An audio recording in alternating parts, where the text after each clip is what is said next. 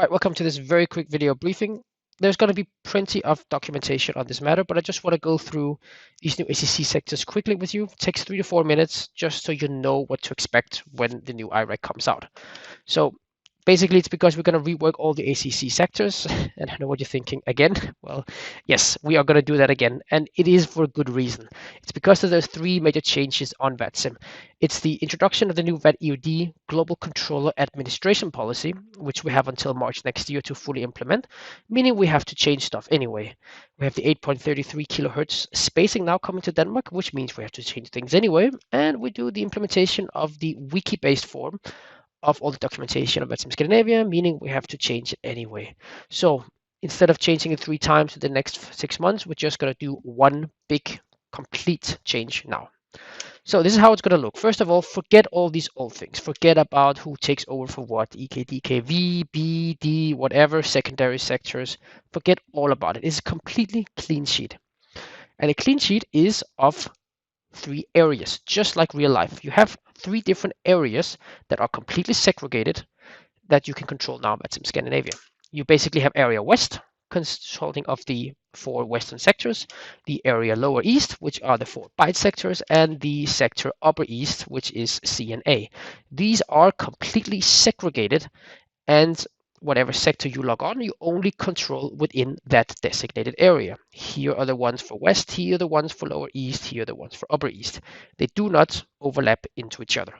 That's very important. So why am I telling you this? It's because the ownership setup on VATSIM is immensely complicated.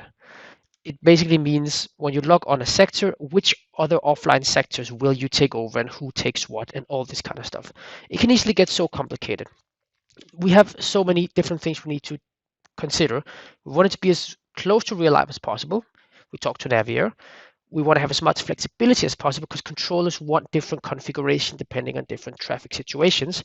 And of course, we have to make it simplistic. We can't have a long algorithm to figure out who controls what sector in what situation, because there will be hundreds of different possibilities. So this, I think, is as good a setup as we can have. And you can know it without looking up documentation, without anything. You just need to know 3 simple rules of ownership. And it's actually very simple. Let's just start number 0. We talked about it. I'll just say it again so there can be no doubt. A sector in an area can only control something in that area. These areas, west, lower east, upper east, they do not overlap. They're completely segregated. Hopefully that's clear by now. Let's take these 3 rules. First rule is, if you log on a sector in an area where you're the only one sitting there, you control the entire area. This means, let's take area west for example. You have 4 sectors, V, L, and S. It doesn't matter which one of the one you're logging on. You can choose whatever you like. If you're the only one sitting there, you control the entire area west airspace. That's simple. Good. Let's take the next one. This next one means that any sector logging on as the second sector in a specific area, in one of the 3 areas, then that second sector must occupy the opposite subsplit. So what the hell is a subsplit? Well, subsplit is these here. We're covering them into northern parts and southern parts. So that means that if sector Victor is already online, that's the guy here, he will control everything. The next one coming on has to select one from the other subsplit. So like this. That is in order to have a balanced AOR and to avoid the exponentially enormous amount of different configurations, ownerships, if you can just log on all the sectors. This is a way to keep it structured. So that should be pretty simple. Just look, if one of them is to the north, you have to take one of the 2 to the south.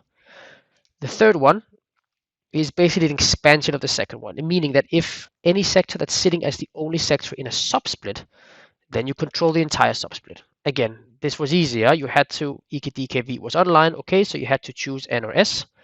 Whichever one you choose, it doesn't matter. As long as you're the only one within that subsplit, you control the entire subsplit. So this is just a way we are forcing controller to log on to a priority or to a hierarchy that makes this work. So that's basically just the 3 rules you need. Once you have those 3 rules, that's everything you need to know. If you're the only one logging in, you control the entire area.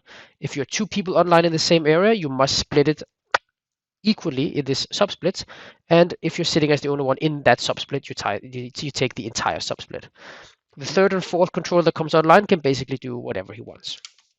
Just to know, this is the same in the other ones. You see the exact same thing in lower east. You have 2 to the north, you have 2 to the south.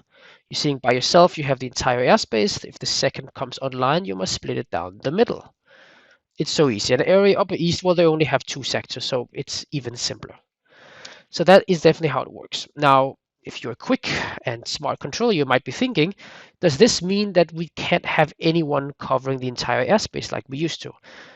No, this one is still possible, and it's possible through an old friend coming back to us, EKDK_control.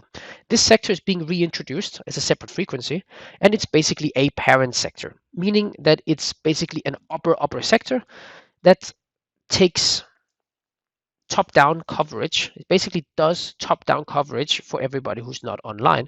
Its area responsibility is basically nothing. If all the areas are staffed, then this frequency has nothing.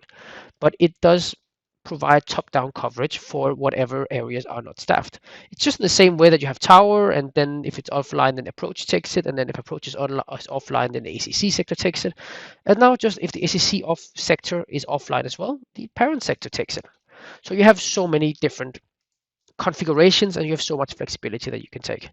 Note that this parent sector, it's going to be later on expected to hold what is called a tier 1 endorsement for the new policy, which basically is the same as an old major airport endorsement.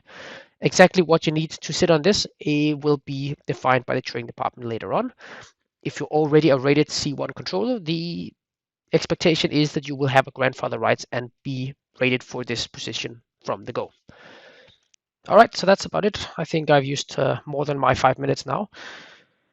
In case you want to just hang around for a little bit, just want to talk about the new frequencies that we have here, which you can see here. It's just I want to talk about how intricate VATSIM can be sometimes and how things and changes can go very slow.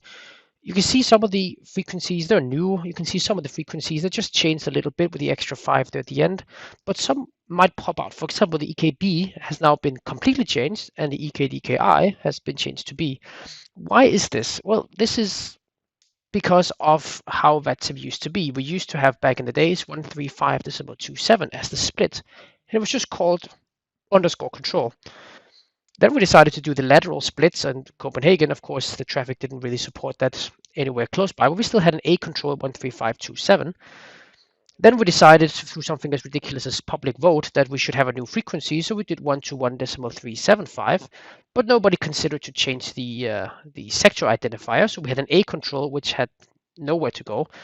Then we started introducing lower and upper splits, and then we needed to make it into a lower split, so we wanted to do I control. Unfortunately, I control was already used as Copenhagen information, so we had to take the one that was next to I, which was the B, never thinking they would actually have 4 different lower sectors on VATSIM. Remember, this was before AFV and the MSFS, so suddenly we have a B control of 121.375. Then we get the byte sectors in, and we actually introduced this I control, and since its frequency was already used, we had to take it from the B sector.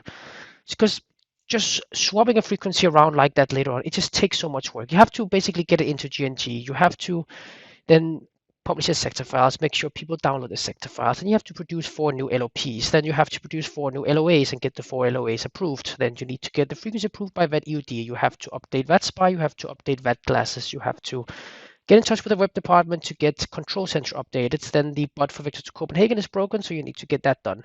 All in all, there's just so much to do. That's why we're doing everything at once, and hopefully this will keep us going for a while. Thanks.